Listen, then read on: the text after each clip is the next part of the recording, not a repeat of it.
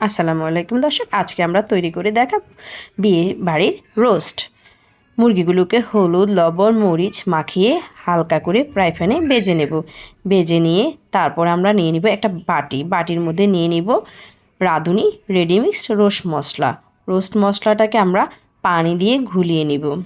তারপর এর মধ্যে দিয়ে দেব 2 টেবিল চামচ টক দই। টক দই দিয়ে পেস্টটা ভালো করে মিশিয়ে নিব। এই বিয়েবাড়ির রোস্টটা খেতে অনেক মজা, আপনারা ট্রাই করে দেখবেন। তারপর নিয়ে নিলাম লিকুইড দুধ।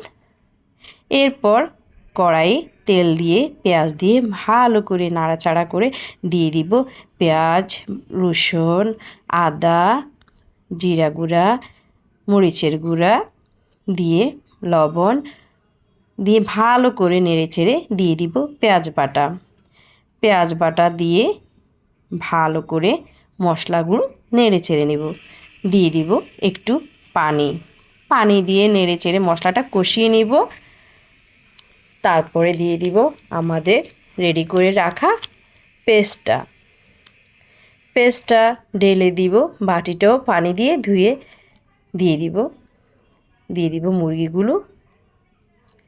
মুরগিগুলোকে কষিয়ে ঢেকে দিলাম 10 মিনিটের জন্য।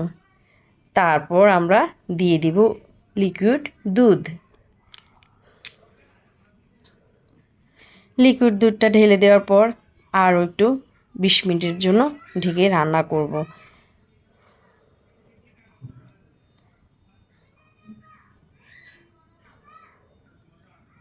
দিয়ে দেব বাদাম বাটাটা আমি আগে রেডি করে রেখেছিলাম। বাদাম বাটাটা দিয়ে আমরা ভালো করে 20 মিনিটের জন্য রান্না করে নেব। তারপর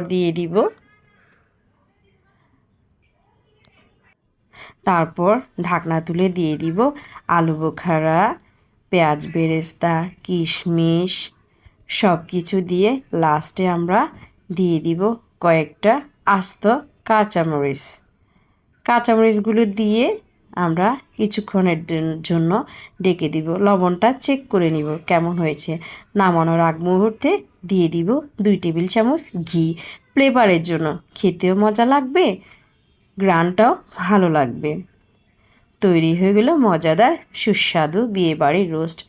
আপনারাও ট্রাই করে দেখবেন কিন্তু।